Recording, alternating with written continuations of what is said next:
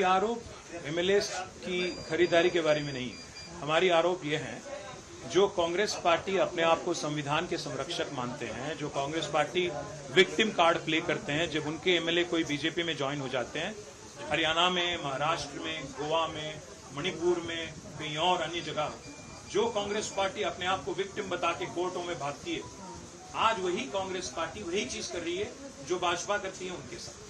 तो इसलिए मैं राहुल जी से पूछना चाहता हूं और खारगे जी से पूछना चाहता हूं, तेलंगाना के चीफ मिनिस्टर को आज आपने एक लाइसेंस दे दिया कि बीआरएस के अगर 38 एमएलए हैं, उनमें से आज उन्होंने 6-7 लोगों को ले लिया।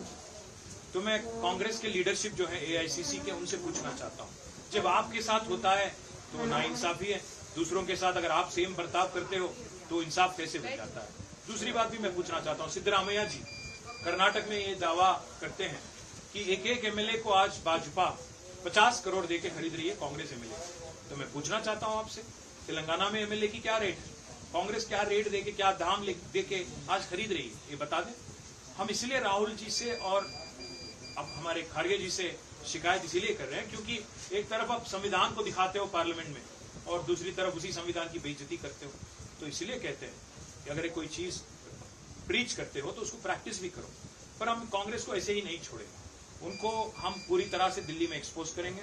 आज हमारे डिस्क्वालिफिकेशन पिटीशन पेंडिंग है स्पीकर के पास, उसको लेके हाईकोर्ट आएंगे, हाईकोर्ट के बाद सुप्रीम कोर्ट आएंगे, प्रेसिडेंट ऑफ इंडिया से मिलेंगे, स्पीकर से मिलेंगे, इलेक्शन कमीशन ऑफ इंडिया, जितने भी कॉन्स्टिट्यूशनल बॉडीज है दिल्ली में, हर किसी से मिलेंगे, इंसाफ के लिए लड़ेंगे।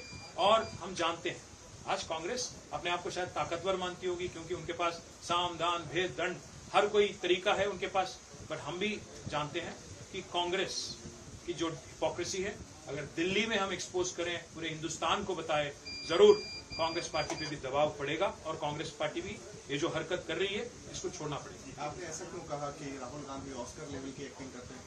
क्योंकि आदमी, अभी आप देखो, मैंने एक तस्वीर दिखाया था कि संविधान को पकड़ के वहां बहुत कस के बोल रहे थे, गला फाड़ फाड़ के स्पीच दे रहे थे पार्लियामेंट में। सिर्फ 2 मिनट के बाद एआईसीसी हेडक्वार्टर जाते हैं और हमारे एमएलए को शामिल करते हैं, उनको वेलकम करते हैं। एक तरफ कॉन्स्टिट्यूशन दिखाते हो, दूसरी तरफ कॉन्स्टिट्यूशन की बेइज्जती करते हो। इससे बड़ा एक्टिंग ऑस्कर लेवल वाला कौन सा होगा? इससे पहले नाटू को मिला ऑस्कर, अब तो राहुल जी को मिलना चाहिए। क्योंकि ड्रामा को लेकर राहुल गांधी कल ट्रोल भी हुए हैं, मणिपुर गए थे। मुझे मणिपुर से अभी तो फिलहाल कोई लेना देना नहीं है। मैं राहुल जी की संविधान को लेकर एक्टिंग और तेलंगाना की जो डिफेक्शन है उनके बारे में बोल रहा हूँ। आपके ऊपर ये आरोप लगे थे कि जब आप सरकार चला रहे थे तेलंगाना में तो आपने कांग्रेस के एमएलए को खरीदा था या फिर तोड़ा था, इसकी कहानी क्या है? कॉन्स्टिट्यूशन अलाउ करती है, अगर कोई एक लेजिस्लेचर पार्टी, उसके 2/3 मेंबर अगर डिसाइड करते हैं कि हमारी लेजिस्लेचर पार्टी दूसरे पार्टी में विलीन हो जाएगा, मर्ज हो जाएगा, तो कॉन्स्टिट्यूशनली अलाउड है। वही हुआ तेलंगाना में। मर्जर में और डिफेक्शन में आपको फर्क समझना चाहिए। आपको नहीं लगता कि जो एमएलए आपके पार्टी से गए हैं वो अपनी करियर को लेकर बहुत ज्यादा सीरियस है? पॉलिटिक्स में एक बहुत इंपॉर्टेंट कहावत है ब्रदर, कि पॉलिटिक्स में मर्डर नहीं होते हैं, सुसाइड होते हैं। जो लोग अभी गए सुसाइड कर रहे हैं, खुदकुशी कर रहे हैं, कोई बात नहीं। पर मैं कहता हूं कि जो पार्टी से चुन के आए हो, अगर हिम्मत है, काबिलियत है, तो इस्तीफा दो, फिर चलते हैं इलेक्शन और लोगों के सामने अगर आपकी जो भी काबिलियत है दिखा दो और फिर जीत के वापस आओ। उस एमएलए के नहीं आने से आपकी पार्टी कमजोर होगी? भाई, इस देश में, स्पेशली जमहूरियत में, डेमोक्रेसी में, लोग किसके साथ है, जनता किसके साथ है, ये बात इंपॉर्टेंट है। 2-4 एमएलए जाने से, 2-4 एमएलसी जाने से हमें नहीं लगता, क्योंकि हमने 24 साल में काफी कुछ देखा है। हमारे 10 एमएलए कांग्रेस ने 2004 में भी ली थी, फिर हम लोग कांग्रेस पे दबाव बना के तेलंगाना तो हासिल कर लिए 14 में 10 साल बाद, तो फिर एक बार कांग्रेस वही प्रयोग कर रही है, फिर एक बार हम उनको सबक सिखाएंगे। क्या ये सही है कि आप बीजेपी के साथ मिलकर स्टेट की गवर्नमेंट को गिराने का काम कर रहे हैं? हम तो यही चाहते हैं कि कांग्रेस की गवर्नमेंट जो है 5 साल चले, क्योंकि 420 एश्योरेंस उन्होंने जो दिए वो किसी भी हाल में वो पूरी नहीं कर पाएंगे, हम जानते हैं, वो भी जानते हैं।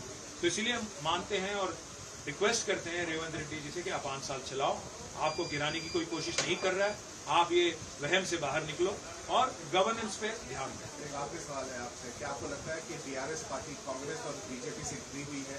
एक तरफ स्टेट में आपके पार्टी को तोड़ा जा रहा है और सेंटर में जो बीजेपी है वो कविता को जेल के अंदर डाल रही है। 5 साल पहले जब चंद्रबाबू नायडू जी इलेक्शन हार गए थे, काफी लोगों ने कहा कि 70 साल की उम्र के हैं, फिर वैसे कैसे वापस आएंगे। पर आप आज देखिए एनडीए उन पे डिपेंडेंट है, फिर आंध्रा में वापस आ गए सत्ता में। तो पॉलिटिक्स में don't count anybody out. We are down right now, we are not out. लेकिन कल अगर कांग्रेस के साथ समझौता करना पड़े तो मैं एक बात जरूर कहूंगा, कांग्रेस के साथ हमने 2004 में समझौता की, धोखा खा गए, फिर वो गलती नहीं है। बीजेपी के साथ वही करें, दोनों पार्टियों को हम किसी भी हाल में भरोसा नहीं करें।